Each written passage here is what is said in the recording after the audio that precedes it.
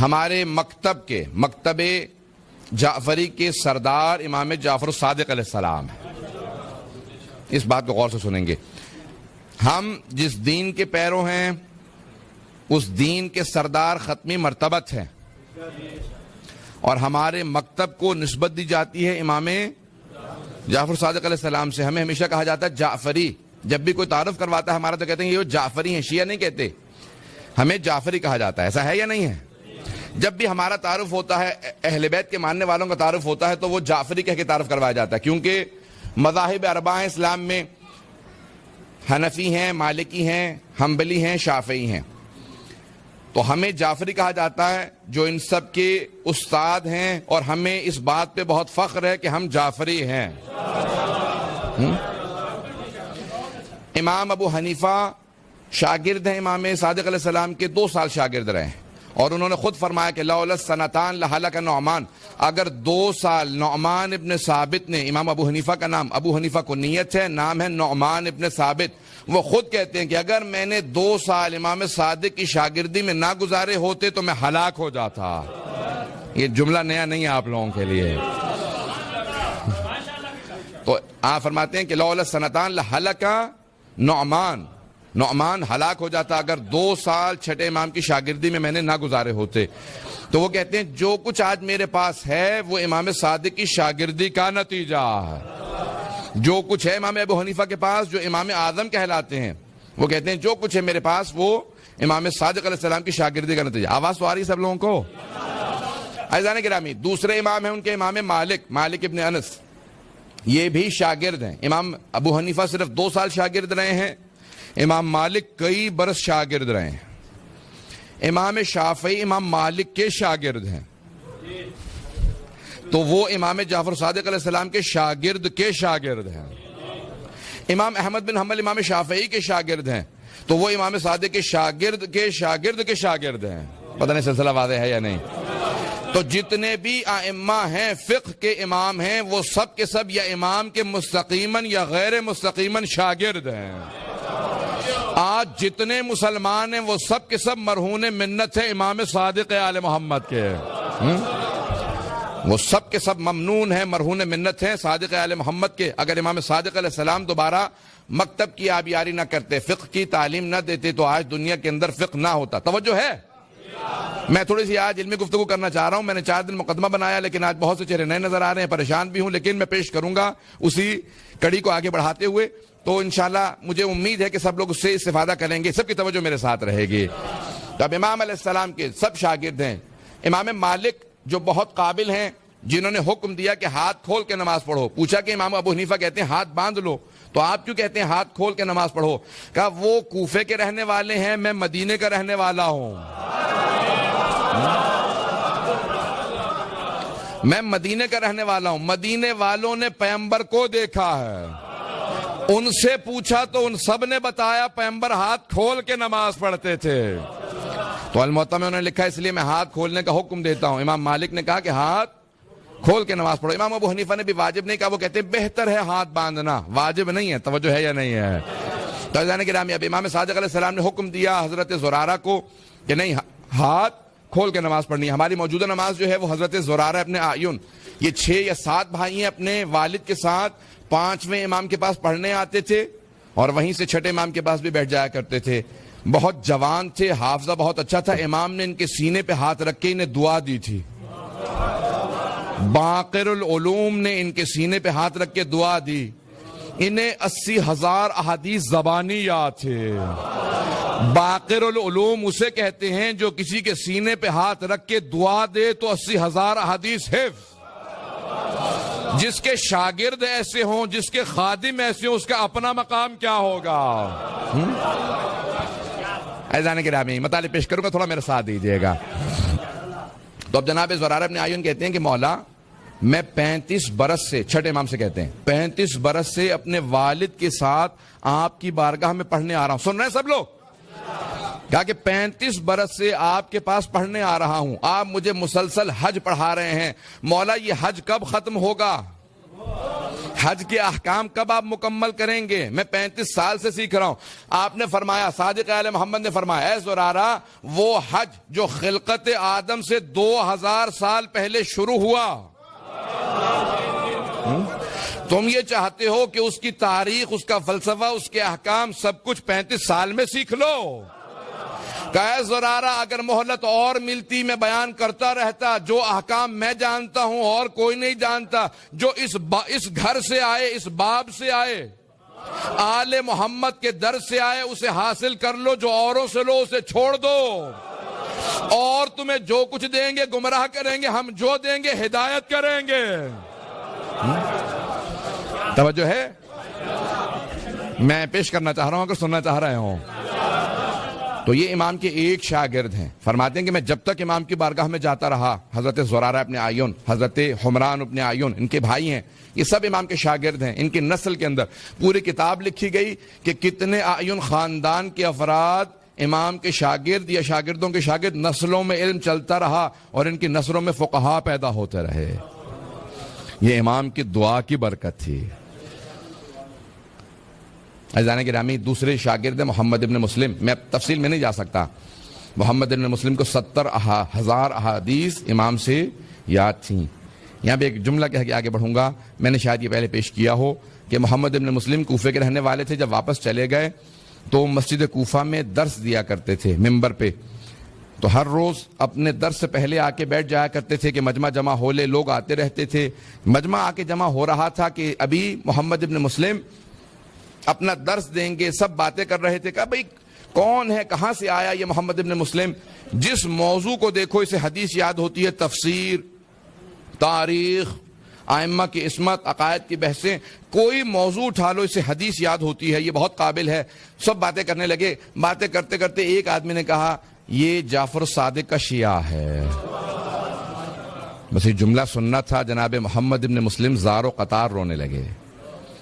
وہ اٹھا آیا، کہا کہ شاید مجھ سے جسارت ہو گئی ہے، گستاخی ہو گئی، میں نے آپ کو جعفر صادق کا شیعہ کہہ دیا. شاید کہنا چاہیے تھا دوست ہیں، شاگرد ہیں، کچھ اور لفظ کہتا.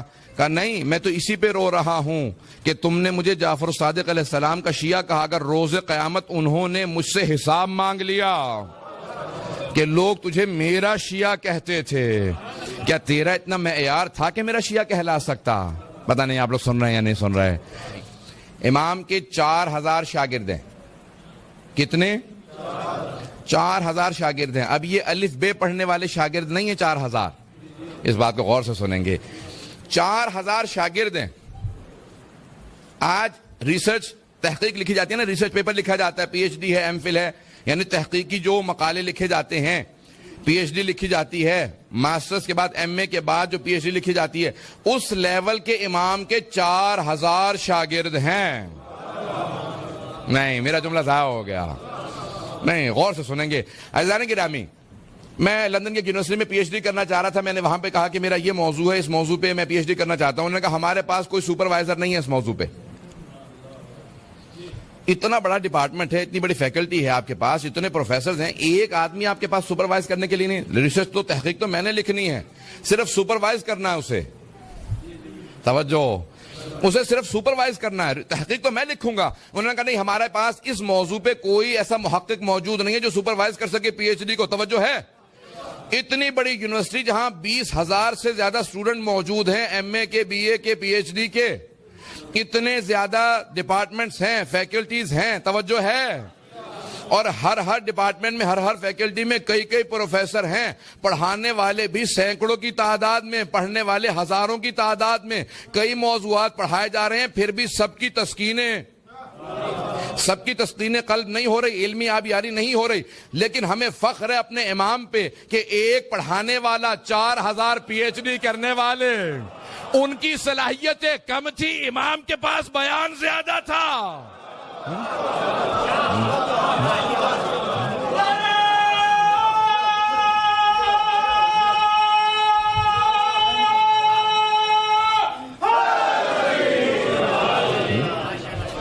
توجہ ہے؟ ایک امام علیہ السلام پڑھانے والے، 4000 پڑھنے والے. ان 4000 کی صلاحیتوں سے متعلق عزیزان گرامی سنیں گے، غور سے سنیں گے. ایک نام ہے آپ نے سن رکھا ہوگا جابر ابن حیان, نام سن رکھا ہے, موجودہ کیمسٹری کا بابا آدم کہا جاتا ہے. اور مجھے کسی نے شک میں ڈالا گا کہ نہیں انہوں نے صرف مقالات لکھے تھے, بعد میں لوگوں نے کسی اور نے ڈیولپ کی ہے. ابھی ایک دوست ہیں پاکستان ہی سے تعلق ہے ان کا, اور راجگان میں سے, انہوں نے ابھی برطانیہ میں ایوارڈ حاصل کیا ہے سب سے زیادہ ایم اے کرنے پہ.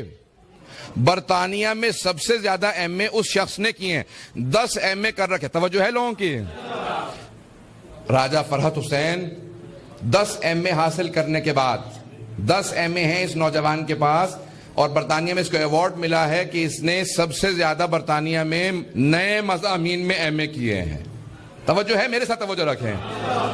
10 ایم اے کیے ہیں. اب اس نے ایک جو ابھی تحقیق لکھی ہے وہ حضرت جابر ابن حیان پہ پوری کتاب لکھی ہے. وہ کتاب چھپی, کتاب میرے پاس موجود ہے, کہ جتنے موجودہ رائج سائنس کے علوم ہیں اگر ان سب کے بانیان کو دیکھا جائے تو سارے کے سارے مسلمان ہیں.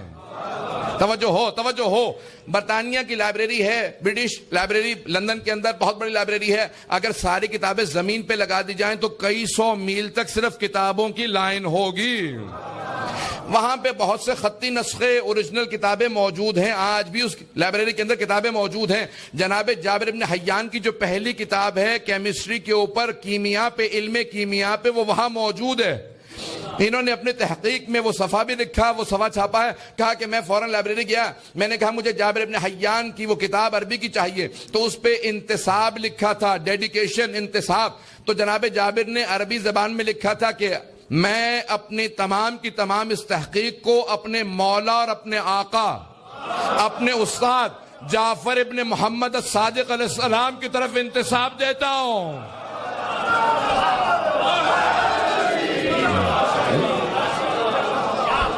اب میں نے جو کچھ لکھا ہے یہ ان کی تعلیم کا نتیجہ ہے. جو میں نے لکھا, تحقیق میری ہے, تعلیم ان کی ہے.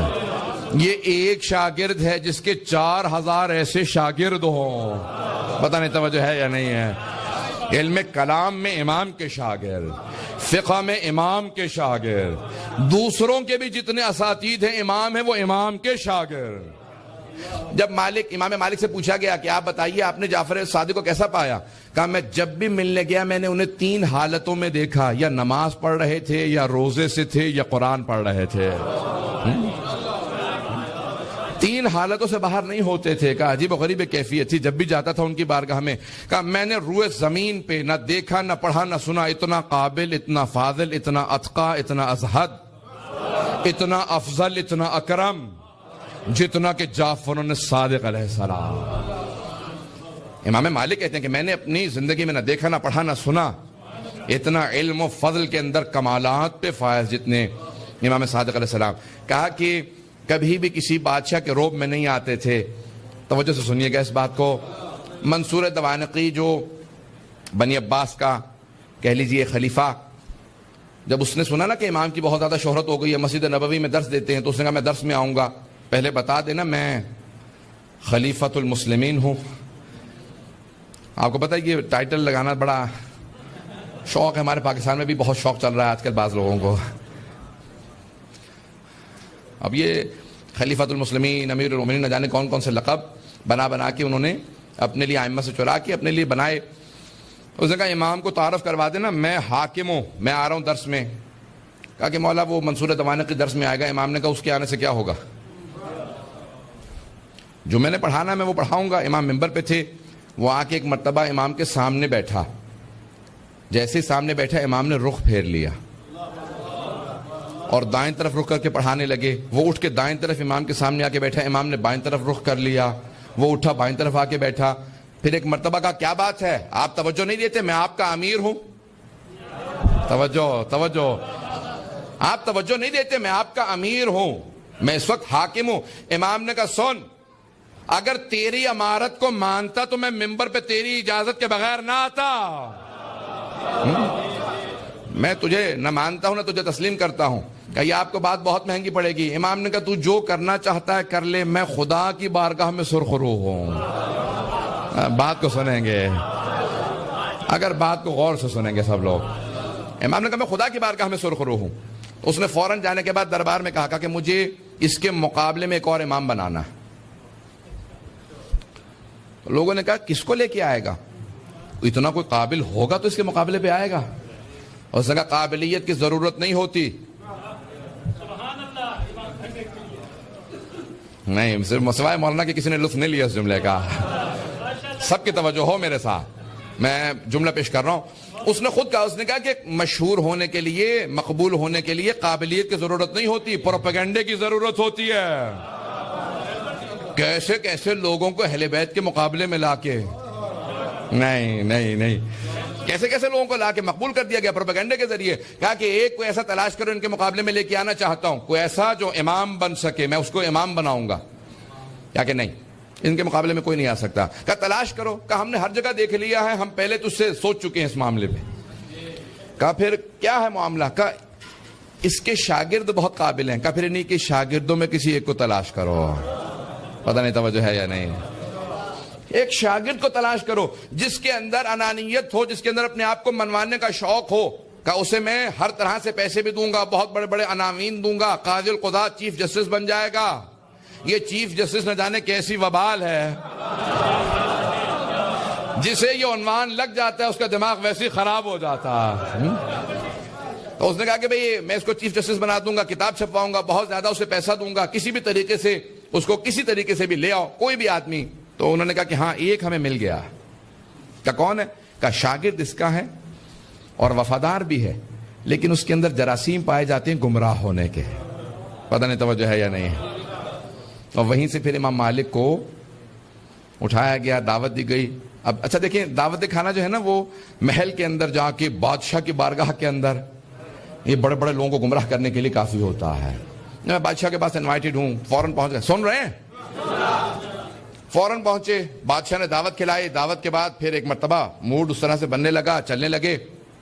کہا اچھا بھائی ہم تمہاری کتاب چھپوانا چاہتے ہیں. کہا امام صادق علیہ السلام موجود ہیں, استاد موجود ہیں. کہا نہیں تم بہت قابل ہو, تمہاری کتاب چھپوا دی جائے گی. اب اس کو تھوڑا بہت شک ہونے لگا کہ بھئی کیا, کیوں کتاب چھپوا دی جائے گی؟ کہ تمام کے تمام حکومت اسلامی کے فیصلے آپ کی کتاب کے مطابق ہوں گے, اس لیے سب سے پہلے چھپنے والی کتاب, حتیٰ بخاری سے پہلے الموطا ہے, موطا امام مالک کا چھپوا دی جائے گی. قاضی القضات بنایا جائے گا, ٹائٹل. انہوں نے کہا نہیں. کہ امام صادق کے مقابلے میں اپنا فقہ رائج کرو. کہ نہیں ان کے مقابلہ نہیں کروں گا. ایسا نہیں ہے کہ فوراً چلے گئے, اٹھ کے واپس آ گئے. آہستہ آہستہ ان کو بار بار بلایا گیا, بار بار ان کو دوبارہ آہستہ آہستہ اس راستے پہ چلایا گیا کہ آپ کو امام کے مقابلے میں اپنا فقہ رائج کرنا ہے. اس نے کہا اچھا پھر اگر یہ ٹائٹل بھی مل جائیں, کتاب کے متعلق یہ ہو جائے, میرا لقب یہ لکھا جائے تو میں تیار ہوں. عزیزان گرامی, انسان بعض اوقات امام کے مقابلے میں آ جاتا ہے اگر نفس کی اصلاح نہ کرے. اپنے نفس کی اصلاح بہت ضروری ہے. توجہ ہے؟ کوئی بات بری تو نہیں لگ رہی ہے؟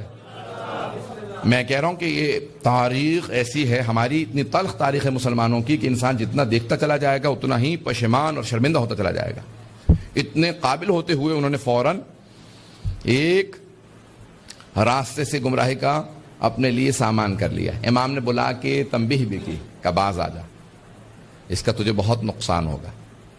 لیکن مولا کتاب چھپ رہی ہے, میں نے زیادہ تر کوشش کی ہے کہ آپ کے نظریات کے مطابق ہو. امام نے کہا سارے نظریات اولاً میرے نہیں ہیں, دوسرے جتنی تو نے لکھی ہے بات تیری صلاحیت سے بالاتر ہے, لکھتا میری بات ہے, نام اپنا رکھتا ہے. ایسے کام نہ کر جس کی وجہ سے تجھے دنیا میں بھی نقصان ہو, آخرت میں نقصان ہو. ہمارے مقابلے میں مت آ. اہل بیت علیہ السلام معصوم کا درجہ کچھ اور ہوتا ہے, معصوم عصمت کبریٰ کے مالک ہیں, معصوم سے مقابلہ نہیں کیا جا سکتا. توجہ ہے لوگوں کی؟ عزیزان گرامی, اس طرح سے باقاعدہ مکتب کی آبیاری کی گئی نئے مقابلے میں. اگر سننا چاہیں تو میں آگے پڑھوں گا. اب تھوڑے سے تلخ باتیں ہیں یہ جو پیش کر رہا ہوں, لیکن تاریخ ہماری یہی ہے مسلمانوں کی. مسلمانوں کی تاریخ یہی ہے, ہم کیا کریں, مجبور ہیں. امام ابو حنیفہ عراق واپس چلے گئے. انہوں نے جانے کے بعد وہاں پہ پورا اپنا ایک مکتب شروع کر دیا, پڑھانے لگے. چھٹے امام علیہ السلام عراق زیارات پہ گئے. ہماری زیارت جو وارثہ آج ہے, یہ چھٹے امام علیہ السلام جب زیارت پہ گئے تھے تو حضرت صفوان ابن جمال سے یہ روایت نقل ہے کہ چھٹے امام نے ان الفاظ سے زیارت پڑھی تھی. انہوں نے فوراً پوچھا کہ مولا یہ الفاظ لکھ لوں؟ امام نے کہا لکھ کے مجھے دکھا دے تاکہ میں تصحیح بھی کر دوں. الفاظ آگے پیچھے نہ کرنا، صرف معصوم سمجھتا ہے دوسرے معصوم کو مخاطب کیسے کرنا. پتہ نہیں توجہ ہے یا نہیں ہے. پھر امام نے زیارت عاشورہ لکھوائی، دعائے علقمہ لکھوائی. یہ ساری جناب صفوان جمال سے زیارات ہیں. سب کی توجہ ہو میرے ساتھ. حضرت صفوان جمال کہتے ہیں امام آئے، امام نے باقاعدہ زیارات کا بتایا، کون سی زیارت کہاں پہ ہے، کس مقام پہ کس طرح سے بیٹھنا، کہاں پہ کون سی نماز پڑھنی ہے. توجہ ہے. پھر حضرت صفوان کہتے ہیں امام میرے ساتھ کوفے گئے، مسجد کوفہ میں آپ مقام امام صادق علیہ السلام موجود ہے. مسجد سہلہ گئے. اس کے بعد ایک مرتبہ نجف اشرف گئے، وادی السلام. زیارات کرتے کرتے بتانے لگے یہاں ہود و صالح ہیں، سارے بتائیں. ایک ایسے مقام پہ گئے کہ وہاں پہ زیارت کرنے کے بعد 40 قدم تک صادق آل محمد نے پشت نہیں کی. نہیں کہا اپنی پشت نہیں کی، الٹے قدم چلتے رہے. امام نے پشت نہیں کی، 40 قدم تک امام پشت پہ چلتے رہے. میں نے فوراً پوچھا کہ مولا آپ نے جو تعظیم یہاں کی ہے کسی مقام پہ نہیں کی، یہاں کس کا روضہ ہے؟ کہا کہ صفوان اعلان نہ کرنا، یہاں ہمارے جد امجد علی ابن ابی طالب کا روضہ ہے. کہا مولا اگر اجازت ہے تو ایک نشان بنا لوں اپنے لیے تاکہ مجھے یاد رہے، خاص شیعوں کو لے کے آیا کروں گا. امام نے کہا اجازت ہے. پہلی مرتبہ امیر المؤمنین کے روضہ اطہر کی اگر زیارت کی اجازت ملی تو صادق آل محمد کے زمانے میں ملی ہے، خاص شیعوں کو. پھر 8ویں امام علیہ السلام کے زمانے میں اعلان عام ہوا. سب کی توجہ ہے؟ سننا چاہ رہے ہیں سب لوگ؟ وقت گزر گیا، میں نے توجہ نہیں کی، وقت بہت تیزی سے گزر گیا. تو عزیزان گرامی اب امام نے وہاں پہ اعلان کیا. اب امام وہاں پہ بھی جب گئے تو مختلف زیارات کی تعلیم دے رہے ہیں، مختلف علوم کی آبیاری کر رہے ہیں، شاگردوں کی تربیت کر رہے ہیں. امام نے فوراً بلایا، کہا ذرا بلاؤ، ذرا میرے جو شیعہ آنا چاہتے ہیں ان کو ملنے کے لیے اجازت دو. آنے لگے. ایک مرتبہ کسی نے کہا مولا کوئی ابو حنیفہ نامی آدمی دروازے پہ آیا. امام نے کہا ان سے کہو واپس چلا جائے. توجہ کیجئے گا. ان سے کہو واپس چلا جائے. میں توہین نہیں کر رہا ہوں، میں تاریخ کو پیش کر رہا ہوں، بڑے احترام سے نام لے رہا ہوں اور میں کوئی بھی کسی کی دل آزاری کا قصد نہیں رکھتا. سب کی توجہ ہو میرے ساتھ. امام نے کہا کہ ان سے کہو کہ واپس چلے جائیں. اتنے میں جب کہا کہ واپس چلے جائیں تو کچھ اور شیعوں نے پیغام بھیجا، کہا امام سے کہو کہ یہ شیعہ ملنے کے لیے آئے ہیں. امام نے کہا کہ ٹھیک ہے ان کو آنے کی اجازت دے دو. توجہ ہے؟ انہیں آنے کی اجازت دے دو. وہ سارے شیعہ جیسے ہی آئے تو ان میں امام ابو حنیفہ بھی شامل ہو کے داخل ہو کے آ کے بیٹھ گئے سامنے. جیسے ہی آ کے بیٹھے تو امام نے ابھی کچھ کلام نہیں کیا تھا کہ ابو حنیفہ نے فوراً امام سے سوالات شروع کر دیے اور کہا کہ یہاں پہ کوفے کے اندر بہت سے لوگ بڑے بڑے صحابہ کی توہین کر جاتے ہیں، اعلان کرتے ہیں، آپ حکم دیں، فتویٰ دیں کہ یہ سب کے سب باز آ جائیں. امام نے کہا نہیں، نہ میں حکم دوں گا، نہ فتویٰ دوں گا اور نہ روکوں گا. کہا کیوں نہیں روکیں گے آپ؟ امام نے کہا کیونکہ یہ لوگ میری بات کو نہیں سنیں گے، اس لیے میں اپنی بات کو ضائع نہیں کرنا چاہتا. توجہ توجہ توجہ توجہ ہو سارے مجمع کی. کہ امام نے کہا میں اپنی بات کو ضائع نہیں کرنا چاہتا اس لیے میں یہاں اعلان نہیں کروں گا. کہ نہیں کیسے ہو سکتا؟ یہ 18,000 افراد کوفے میں رہنے والے سب کہتے ہیں کہ آپ کے شیعہ ہیں اور آپ کی بات نہ مانے. امام نے کہا تو بھی تو ہر جگہ بتاتا پھرتا ہے میرا شاگرد ہے.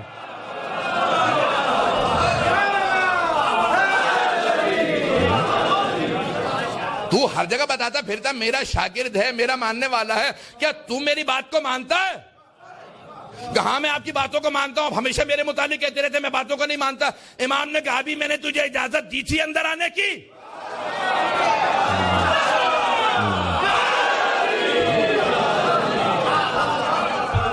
کیا ابھی میں نے اجازت دی تھی؟ کہ نہیں آپ نے اجازت نہیں دی. امام نے کہا تو بغیر اجازت کے آیا نا، بغیر اجازت کے تو نے سوال کیا. میں اپنے انداز سے پیش کر رہا ہوں. امام کے کلام کو جب پیش کرتا ہوں جذبات ویسے ہی بلند ہو جاتے ہیں. امام نے کہا بغیر اجازت کے تو آیا، بغیر اجازت کے سوال کیا، بغیر اجازت کے بولے چلا جا رہا ہے. جب تو نہیں سنتا شاگرد ہو کے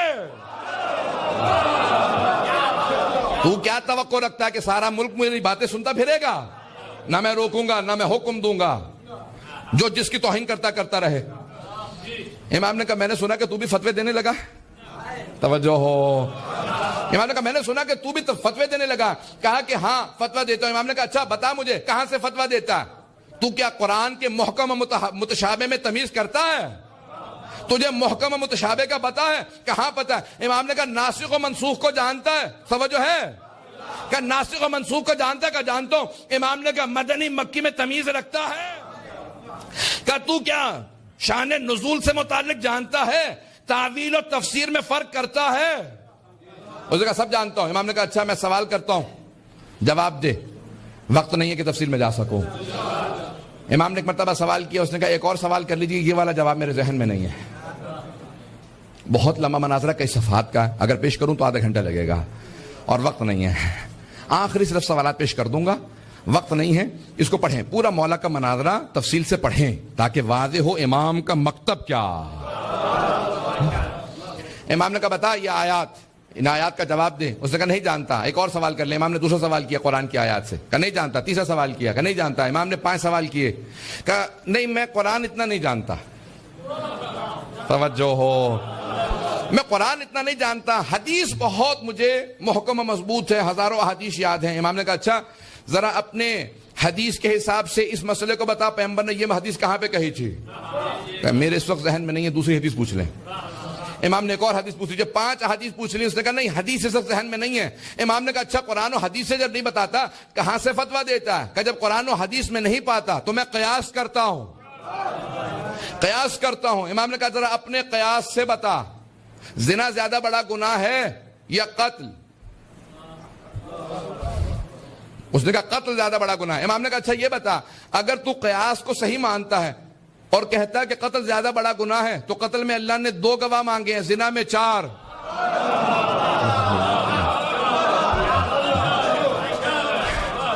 اگر قیاس صحیح ہے, تو کہتا قیاس کے حساب سے جواب دیتا ہے, تو ذرا قیاس کے حساب سے بتا. ابھی تو نے کہا ہے کہ قتل زیادہ بڑا گناہ ہے, وہاں 2 گواہ, زنا میں 4, کیوں؟ کا ذہن میں نہیں ہے, ایک اور سوال کر لیں. توجہ ہو.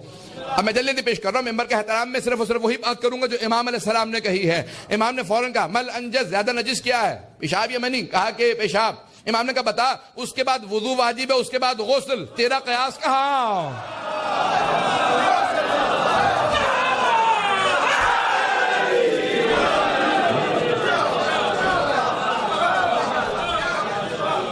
امام نے قیاس سے متعلق اتنے سوالات کیے. امام نے کہا بتا اپنے قیاس کے حساب سے, قرآن و سنت کو نہ دیکھنا, قیاس کے حساب سے ذرا بتا نماز افضل ہے یا روزہ؟ اس نے کہا نماز افضل ہے, اس میں کوئی دو رائے نہیں ہے. امام نے کہا اپنے قیاس کے حساب سے بتا, خاص ایام میں مستورات کی نمازیں ساقط, روزے کی پھر بھی قضا واجب.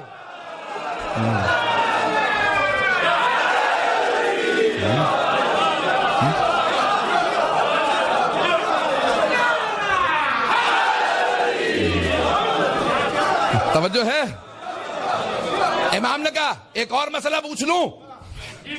کہا آپ جتنے چاہیے پوچھ لیجئے, میرا ذہن تیار ہو رہا ہے آہستہ آہستہ, آپ بھی تیار ہو جائیے.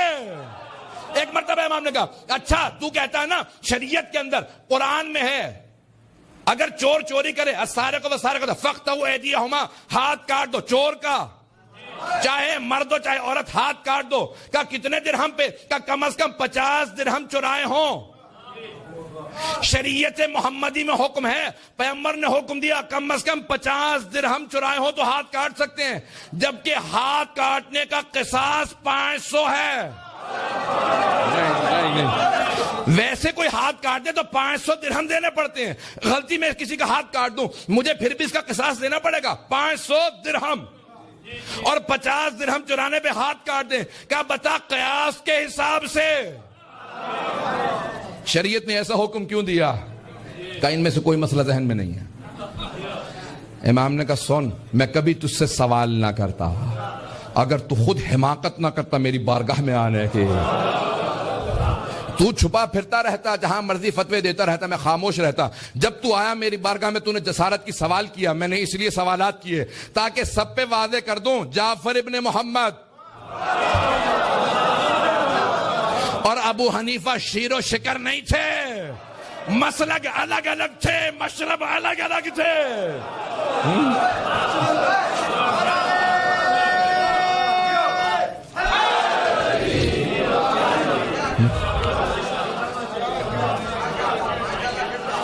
کہا اب میں آپ کی ہر بات مانوں گا. میں نہیں کہہ رہا ہوں, میں پہلے ہی سے تابع ہوں. اس نے کہا میں آپ کی ہر بات مانوں گا, آپ جو کہیں گے میں آپ کی بات مانوں گا. امام نے کہا تو جھوٹ کہتا ہے, تو نہیں مانے گا. توجہ سے سنیے گا. امام نے کہا تو یہاں سے اٹھ کے جا گا, سن اذا افتیت, اگر تو فتویٰ دیتا ہے تو حلقت و اہلک, تو خود بھی ہلاک ہوگا اور جو تیری پیروی کرے گا اسے ان سب کو ہلاک کر دے گا. کہ آج سے آپ سے وعدہ, آج کے بعد سے فتویٰ نہیں دوں گا. امام نے کہا جھوٹ کہتا ہے, دنیا کی محبت تیرے دل میں اتنی رچ بس چکی ہے, تو یہاں سے اٹھ کے باہر جائے گا, پھر میری توہین کرے گا, پھر کہے گا فتویٰ دوں گا. کیا نہیں, ایک مرتبہ اٹھ کے باہر گیا, سارے کہنے لگے مولا اتنی تنبیہ کی اثر ہوگا؟ امام نے کہا جو کہہ چکا وہ سامنے کہا, پیچھے سے نہیں. توجہ, میں نے پیچھے نہیں کہا, اس کے سامنے اس کے منہ پہ کہا میں جانتا ہوں یہی کچھ ہوگا. کیا ہوا؟ اسی مہینے اس نے کہا یہ بزرگ ہو چکے ہیں, ایسی ہی باتیں کرتے رہتے ہیں, ہمیشہ مجھے ڈانٹتے ہی رہتے ہیں. عزیزان گرامی, کبھی ایسا نہ ہو, امام کی ڈانٹ محبت کی ڈانٹ ہوتی ہے. کہیں ایسا نہ ہو کہ انسان امام علیہ السلام کا بوجھ اپنے دل میں رکھ لے, نفرت رکھ لے. جتنے مکتب ہیں وہ اپنی اپنی دوبارہ اصلاح کریں کہ ہم آیا آل محمد کے تابعدار ہیں یا نہیں. پتہ نہیں بات واضح ہو رہی یا نہیں ہو رہی. توجہ ہے لوگوں کی میرے ساتھ؟ وقت گزر رہا ہے, میں تھوڑا سا وقت لینا چاہ رہا ہوں. عزیزان گرامی, امام علیہ السلام واپس آئے, آنے کے بعد شاگردوں کی تربیت کو جاری رکھا. 4000 شاگرد. امام سے پوچھا کہ مولا آپ کے 4000 شاگرد ہیں, حسین ابن علی کے 72 ماننے والے تھے, انہوں نے قیام کیا تھا یزید کے خلاف, آپ بنو عباس کے خلاف قیام کیوں نہیں کرتے؟ امام نے کہا یہ جو 4000 میرے ہیں نا, حسین کے 72 جیسے نہیں ہیں. شاگرد ہیں کہ ان میں بہت کم ایسے ہیں جیسے وہ 72 تھے. اس نے کہا نہیں مولا, سفر لگ رہا تھا, مولا کو اس نے ٹوکا. اس نے کہا نہیں مولا ایسا نہیں ہے, ان 72 جیسے ان 4000 میں بہت سے ہیں. امام نے مسکرا کے دیکھا. امام نے کہا اچھا ذرا تو کوئی مثال دے دے, کون ہے, کوئی ایک آدھی مثال دے. اس نے کہا میں خود. توجہ ہے, واقعہ آپ کو سنا ہوا ہے. اس نے کہا میں خود ان 72 جیسا ہوں جو کربلا میں گئے تھے. امام نے کہا اچھا ان جیسا ہے, سامنے دیکھ رہا ہے تندور ہے, ذرا اس میں کود جا. اس نے کہا مولا میرے چھوٹے چھوٹے بچے ہیں, میرے پہ رحم کھائیں آپ. امام نے کہا بس میں یہی کہہ رہا تھا. کہ کیا مطلب, یعنی وہ کربلا میں جو آنے والے تھے ایسے تھے؟ امام نے کہا نہیں, اس سے بھی بالا تر تھے. اتنے میں حضرت ہارون مکی آئے. امام نے یہ نہیں کہا کہ بحث اس سے چل رہی ہے, ہارون مکی کا کیا ربط ہے. امام نے فوراً ان کا تعارف کروایا. کہا ہارون مکی, کہا مولا حکم. کہا سامنے تندور دیکھ رہے ہو؟ کہا جی مولا. کہا اس میں کود جاؤ. انہوں نے یہ نہیں کہا کہ مولا بحث اس سے ہے, میرا قصور کیا ہے. کہا مولا آپ کا حکم ہے, یہی تندور میرے لیے جنت ہے. فوراً کودے اور صرف چھلانگ نہیں لگائی, بلکہ وہ جو اس کا ڈھکنا تھا نا وہ فوراً اپنے ہاتھ سے بند کر لیا. ہاتھ سے ڈھکنا بند کر دیا. امام نے فوراً وہ جو سوال کرنے والا تھا کہا ایسے کتنے ہیں؟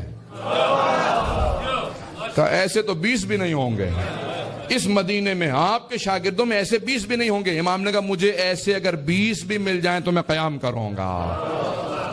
کہا ایسے 20 بھی مل جائیں. اب امام نے کہا اور بتا, وہ فلاں میرا ایک صحابی شاگرد بہت پریشان تھا, کہاں ہے آج کل, اس کی حالت کیسی ہے, اس کے بچے بیمار تھے. اب وہ بہت پریشان کہ امام سوالات کر رہے ہیں, اس کو کوئی جواب نہیں آ رہا. کہ مولا مجھے تعجب ہے آپ پہ کہ آپ نے قریبی ترین اپنا ایک شیعہ مار دیا, اسے تندور میں دھکیل دیا, چھلانگ لگانے کے لیے کہہ دیا, اور آپ کو کوئی پرواہ ہی نہیں ہے, نہ پریشانی, نہ کوئی آپ کے چہرے پہ پسینہ کیا. ایک میرے ہاتھوں آدمی مارا گیا. امام نے کہا تجھے ابھی بھی معرفت نہیں ہوئے, تو ابھی بھی بے معرفت ہے, آ ذرا میرے ساتھ. امام آگے بڑھے, اپنے ہاتھ سے ڈھکنا ہٹایا. جیسے ڈھکنا ہٹایا تو دیکھا وہ آگ گلزار بن چکی تھی, وہ سب پھول بن چکے تھے. ایک مرتبہ امام نے کہا ہارون مکی باہر آ جاؤ. کہا مولا یہ کیسے ہوا؟ اس نے سوال دوبارہ کیا, کہ یہ کیسے ہو گیا؟ امام نے کہا اگر ابراہیم اذن پروردگار سے نمرود کی آگ میں چلا جائے تو آگ گلزار ہو جائے, یہ تو صادق آل محمد کی آگ تھی. کہ یہ میرے شیعہ کو کبھی نقصان نہیں پہنچا سکتے. کہ وہ بھی اگر چلے جائیں تو گلزار ہو جاتی ہے. عزیزان گرامی ہمیں تندوری شیعہ چاہیے. پتہ نہیں بات پہنچی ہے یا نہیں پہنچی ہے. تندور کھانے والے نہیں, آنکھیں بند کر کے امام کے فرمان پہ تندور میں اتر جانے والے. اگر بات پہنچی ہو, مجھے نہیں معلوم بہت پہنچی ہے یا نہیں. عزیزان گرامی ہمیں اس طرح کے شیعہ اہل بیت علیہ السلام کے, میں خدا کی قسم کھا کے کہتا ہوں کہ میں یہ خطابت نہیں کر رہا, میں اپنی عقیدت پیش کر رہا ہوں کہ اگر آج صاحب الزمانہ علیہ السلام کا ظہور ہو، میں ہاتھ نہیں چوموں گا، میں ان کے قدموں کو چوموں گا، میں ان کے نعلین کو چوموں گا. اور یہ کوئی بھی میں خطابت نہیں کر رہا ہوں، جوش خطابت نہیں، میں اپنی عقیدت کو دل سے پیش کر رہا ہوں کہ امام علیہ السلام کے نعلین مبارک کو چوموں گا. انسان کو کبھی ذہن میں شبہ نہیں آنا چاہیے ان کی عظمت پہ. جس کے ذہن میں تعلی آنے لگے بس اسی کا زوال شروع ہو جاتا ہے.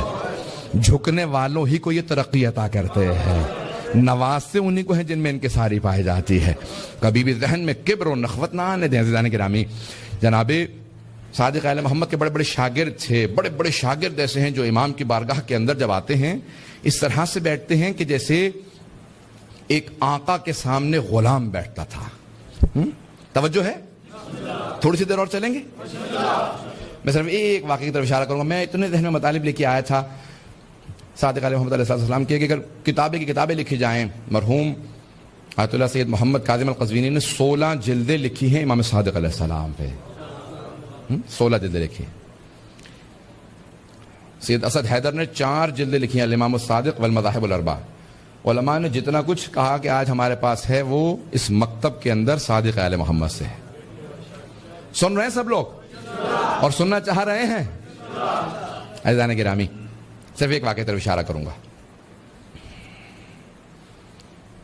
امام کے ایک شاگرد ہیں، واقعہ آپ کو سنا ہوا ہوگا، مجھے صرف ایک نتیجہ دینا ہے اگر میں وہ پہنچا پاؤں نتیجہ. حضرت ہشام ابن حکم کے نام سے امام کے ایک شاگرد ہیں جو علم کلام میں بہت دسترس رکھتے ہیں امامت کے موضوع پہ.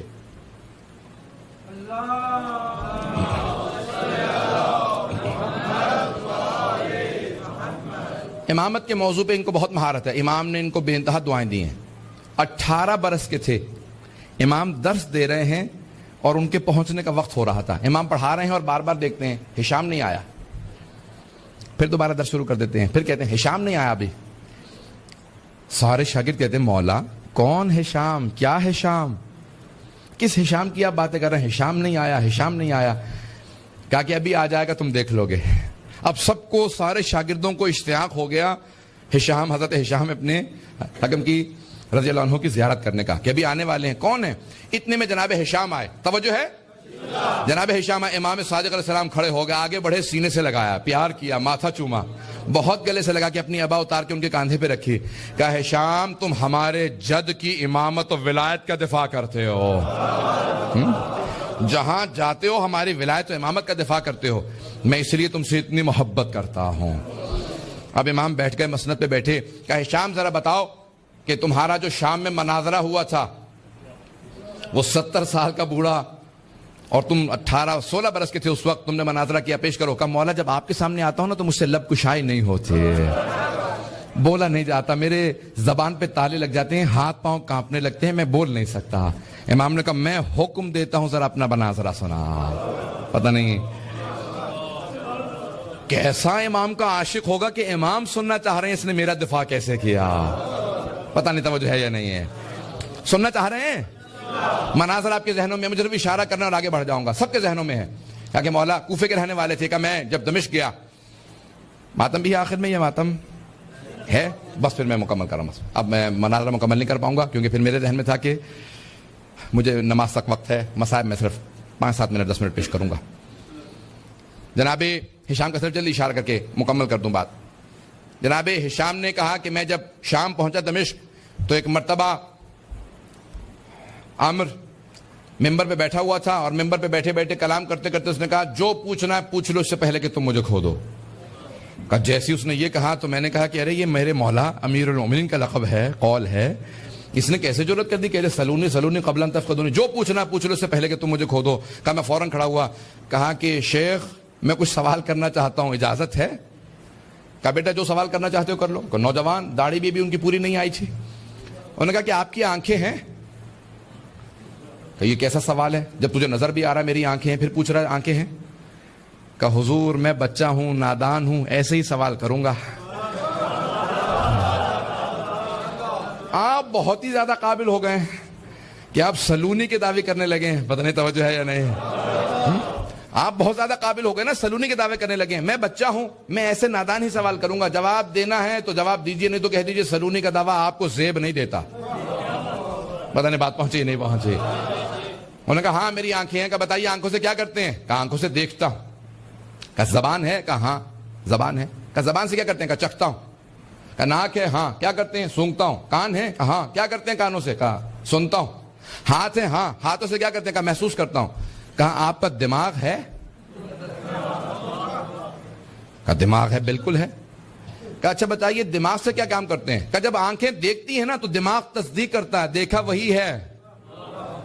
دماغ تصدیق کرتا ہے جو دیکھا ہے وہی دیکھا, کچھ اور نہیں دیکھا. دھوکہ نہیں ہے آنکھوں کو, دماغ تصدیق کرتا ہے. زبان جب چکھتی ہے تو دماغ تصدیق کرتا ہے, ناک جب سونگتی ہے دماغ تصدیق کرتا ہے, کان جب سنتے ہیں دماغ تصدیق کرتا ہے, ہاتھ جب محسوس کرتے ہیں دماغ تصدیق کرتا ہے. کہ اچھا تو آپ مجھے یہ بتانا چاہ رہے ہیں کہ آپ کے اس 6 فٹ کے وجود کے اندر آپ کا دماغ اس وجود میں امامت کا کام کرتا؟ نہیں نہیں نہیں. آپ کے اس وجود میں آپ کا دماغ امامت کا کام کرتا ہے. آنکھیں دیکھ لیں کافی نہیں ہے, امام بتائے گا صحیح دیکھا ہے. زبان چکھ لے, چکھنا کافی نہیں, امام بتائے گا, دماغ امام ہے وہ تصدیق کرے گا. کہ آپ کے اس وجود کو امام کی ضرورت ہے. اور یہ اتنی بڑی کائنات, یہ نظام کیسے چل سکتا ہے جب تک اللہ کی طرف سے کوئی امام چلانے والا نہ ہو؟ یہ امامت کا نظام چل رہا. عزیزان گرامی, امام نے ان کو اپنی آبادی اور ان کو نوازا, کہا کہ ہمیشہ جب بھی جانا میری ولایت کا دفاع کرنا. اور پھر ان کے مناظرے بہت زیادہ ہیں, میرے پاس وقت نہیں ہے, 5 سے 7 منٹ آپ کو زحمت دوں گا. منصور دوانقی نے رات کا وقت تھا, امام جعفر صادق کے گھر کو آگ لگوا دی.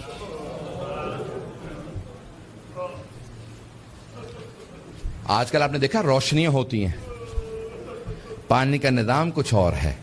پرانے زمانے میں گھر میں کنواں ہوتا تھا, پانی نکالا جاتا تھا, چراغ ہاتھ میں ہوتے تھے. رات کا وقت تھا, امام کے گھر میں آگ لگا دی. امام کے جو خادم تھے نا وہ فوراً آگ بجھانے لگے. میرے طرف دیکھیے گا, ایک جملہ کہہ دوں اس کے بعد صرف 2-4 منٹ 5 منٹ زحمت دوں گا آپ کو مصائب کی. امام کے جتنے خادم تھے نا وہ سب کے سب آگ بجھانے لگے. امام اپنے گھر سے باہر نکلے, گھر میں آگ تھی. باہر نکلنے کے بعد نہ جانے صحن میں کیا دیکھا, ایک دیوار سے ٹیک لگا کے بیٹھ گئے اور زاروں قطار رونا شروع کر دیا. امام روتے جاتے تھے, خادم آگ بجھا رہے تھے. ایک خادم رکا, فوراً دوڑتا ہوا امام کی بارگاہ میں آیا. کہ مولا کیا بات ہے, نہ آپ آگ بجھانے میں مدد کر رہے ہیں, نہ گھر سے باہر جا رہے ہیں, ایک طرف بیٹھ کے روتے چلے جا رہے ہیں. مولا کیا بات ہے, مجھے سمجھائیے کیوں اتنا رو رہے ہیں؟ کہا کہ مجھے شام غریبہ یاد آ گئی, مجھے شام غریبہ یاد آ گئی. کہ مولا اس وقت شام غریبہ کیوں یاد آئی ہے؟ مولا نے اپنے خادم کو مخاطب کر کے کہا, تو دیکھ رہا ہے میری بیٹیاں سر پہ برقعے سنبھالے, کبھی صحن میں اس طرف سے ادھر جاتی ہیں, کبھی ادھر سے ادھر جاتی ہیں, کتنی پریشان ہیں. جب میں نے اپنی بیٹیوں کو صحن میں دوڑتے دیکھا مجھے میری پھپھیاں یاد آ گئیں. کہا مولا کیوں؟ کہا نہ میرے جد حسین سر پہ موجود تھے, نہ میرے چچا عباس موجود تھے, نہ علی اکبر سنبھالنے کے لیے تھے, نہ قاسم, اور سید سجاد میرے دادا بیمار پڑے تھے. جب خیموں میں آگ لگی ہر بی بی تڑپنے لگی, کبھی اس خیمے سے اس خیمے میں, کبھی اس خیمے سے اس خیمے میں. کہ جب ایک مرتبہ سارے خیمے جل گئے, امام سجاد کے خیمے میں, مولانا پیش کر چکے, میں شام غریبہ نہیں پڑھوں گا. کہ مجھے شام غریبہ یاد آ گئی. عزیزان گرامی, میں صرف 2 روایات پیش کرنا چاہ رہا تھا. پہلے مولا نے کہا مجھے شام غریبہ یاد آ گئی. دوسرے, جب ایک مرتبہ عاشور کا دن تھا, امام کے گھر کے اندر عجیب و غریب عالم ہے, امام بیٹھ کے رو رہے ہیں. اتنے میں کچھ شیعہ آئے. کہا مولا کیا بات ہے, اتنے محزون ہیں؟ کہا حکومت اعلان نہیں کرتی آج عاشورہ ہے, میرے جد حسین کی مجلس کا دن ہے.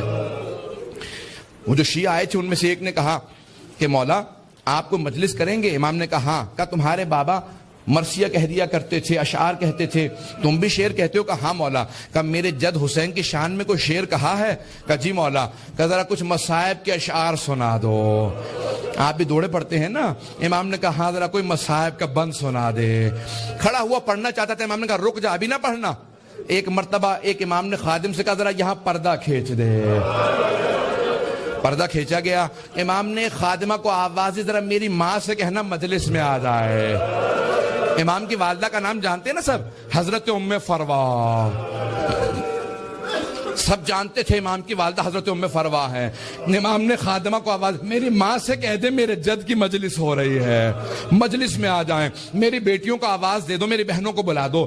سب پردے کے پیچھے آ کے بیٹھ گئے. امام نے کہا اب مصائب شروع کر دے. اس نے مصائب پڑھنا شروع کیا.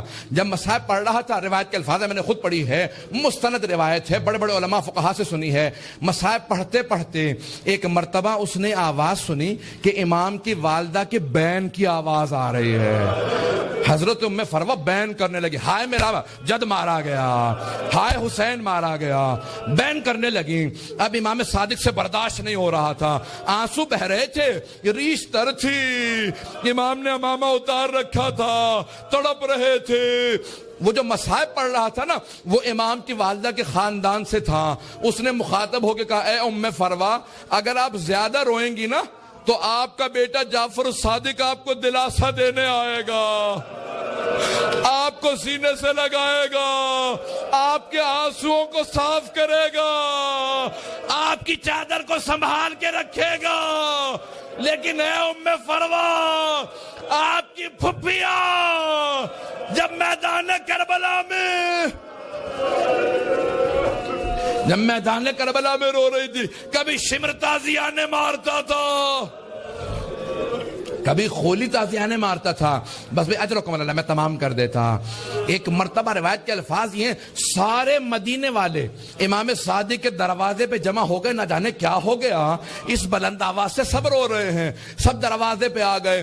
امام نے دروازے کی طرف اشارہ کیا. امام نے کہا الباب الباب, دروازہ بند کر دو, دروازہ بند کر دو. پوچھا مولا کیا بات ہے؟ کہا میرا چھوٹا سا بیٹا بے ہوش ہو گیا. کسی نے پوچھا یہ کون سا بیٹا؟ کہا موسیٰ کاظم. امام موسیٰ کاظم بھی برداشت نہیں کرتے تھے میری پھپھیوں کے مصائب اس طرح سے بیان کیے جائیں. رونے کے اوپر پابندی تھی. اجرکم اللہ. بس بھئی میں نے تمام کر دیا. ایک روایت کے چند جملے پیش کروں گا. آج کس کو پرسہ دیں گے؟ آپ نے امام صادق کی مجلس رکھی ہے نا, دو اماموں کو پرسہ دیں گے. ایک 12ویں امام علیہ السلام کو پرسہ دیں گے, اور ایک اس امام کو پرسہ دیں گے جس کا جنازہ پل بغداد پہ پڑا رہا. امام زمانہ کہتے ہیں, میرا سلام و میرے جد موسیٰ کاظم پہ, کہ جس کا جنازہ اٹھانے کے لیے 4 مزدوروں کو پیسے دیے گئے. 4 مزدوروں نے پیسے لیے, جنازہ اٹھایا. کہا 5واں ان کے سامنے چلتا جاتا تھا اور نعرہ لگاتا جاتا تھا, ماتا امام الرفضہ, رافضیوں کا امام مر گیا. کہا جب پل بغداد میں دھوپ میں لاشا پڑا تھا, امام رضا پہنچے. کہا ہٹ جاؤ میرے غریب بابا کے لاشے پہ, میں مدینے سے آیا ہوں. آج ذرا مل کے کہیں گے, اے مولا آپ کو پرسہ دینے آئے. کس کا؟ صادق آل محمد آپ کے بابا کا. پیش کروں؟ آخری جملے سن لیجئے. بس بھئی منصور دوانقی ملعون نے امام کو زہر بھجوایا. کیسے دلوایا؟ جب ایک مرتبہ سادات حسنی کو گرفتار کرنے لگے, 60 سے زیادہ ایک مرتبہ سادات کو گرفتار کیا. امام کے کان میں آواز پڑی, محلہ بنی ہاشم اکٹھے تھا نا, سارے بنی ہاشم اکٹھے رہتے تھے. امام کے کانوں میں آواز گئی, کہا ارے ان سادات حسنی پہ اتنے پہلے ظلم ہو چکے ہیں, دوبارہ انہیں قید کیوں کیا جا رہا ہے؟ امام اپنے گھر سے باہر نکلے, سر پہ امامہ نہیں تھا, پاؤں میں نالین نہیں تھے, بڑی تیزی سے آگے بڑھتے ہوئے امام نے روکنا شروع کیا. کہا رک جاؤ. سب کے ہاتھوں میں زنجیریں تھی, پاؤں میں بیڑیاں. بنی عباس کی فوج تھی, سب کو دستگیر کر کے گرفتار کر کے لے جا رہی تھی. امام نے کہا رک جاؤ, امام حسن مجتبیٰ کی نسل پہ بڑے ظلم ہوئے ہیں. ایک مرتبہ کسی ملعون نے ایک تازیانہ اٹھایا. تازیانہ اٹھانا تھا, امام کی پشت پہ تازیانہ مارا. امام کا کرتا چاک کیا اور دوبارہ 2-3 تازیانے مارے. امام زمین پہ آئے. اس وقت امام بزرگ تھے, بس میں اس سے زیادہ نہیں پڑھ سکتا.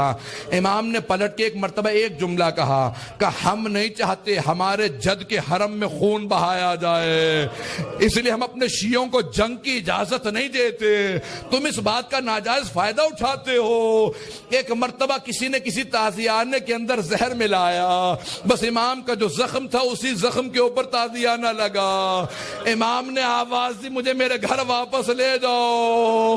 ایک مرتبہ سارے بیٹوں نے اٹھایا, امام کو گھر لے گئے. اب میرے طرف دیکھیے گا, میں آخری جملہ پیش کر رہا ہوں, میں نے مصائب تمام کر دیا. مولا آپ کے بیٹے آپ کو اٹھا کے گھر لے آئے. ایک بیٹا بار بار رخسار پہ رخسار کو رکھتا تھا, بار بار کہتا تھا میرے بابا کو پانی پلا دو ذرا, مولا کربلا میں آ کے دیکھے. ایک 72 کے لاشیں اٹھا کے لانے والا بھوکا پیاسا ذوالجناح کی پشت سے زمین پہ آ رہا ہے. الا لعنت اللہ علی القوم الظالمین وسیعلم الذین ظلموا ای منقلب ینقلبون. بس بھی وقت نہیں تھا کہ میں تفصیل سے پیش کرتا. ہاتھوں کو بلند کریں گے, 2 جملے دعا کے پیش کروں گا. پروردگارا, واسطہ امام جعفر الصادق کے اس تابوت کا بڑی تعظیم سے اٹھایا گیا. ہزاروں کا مجمع تھا, سب کاندھا دینا چاہتے تھے. ہاتھوں پہ تابوت چل رہا تھا کہ ایک مرتبہ جنت البقیع تک پہنچا. امام موسیٰ کاظم علیہ السلام نے بڑی تعظیم سے شان و شوق سے کہا, ہٹ جاؤ, میرے دادا کے پہلو میں میرے بابا کی قبر کو تیار کرنا. بڑی تعظیم سے قبر مطہر میں اتارا گیا. میرا دل کہتا ہے کہ امام صادق بہت رو کے کہتے ہوں گے, اے میرے بیٹے موسیٰ کاظم, آج بڑی تعظیم سے مجھے تو دفنا دیا, لیکن میری نگاہوں میں آج بھی میرے جد حسین کا لاشا ہے کہ میرے دادا سید سجاد لاشے کے ٹکڑوں کو کیسے جمع کر رہے تھے. پروردگارا, سید الشہداء کی عظمتوں کا واسطہ, امام صادق کی عظمتوں کا واسطہ, دنیا میں امام زمانہ کا ظہور میں تعجیل فرما, ظلم کا خاتمہ فرما, داعش کو طالبان کو غارت فرما, آل سعود کو آل یہود کو غارت فرما, مومنین کی حفاظت فرما. ربنا تقبل منا انک انت السمیع العلیم بحق محمد وآلہ الطیبین الطاہرین.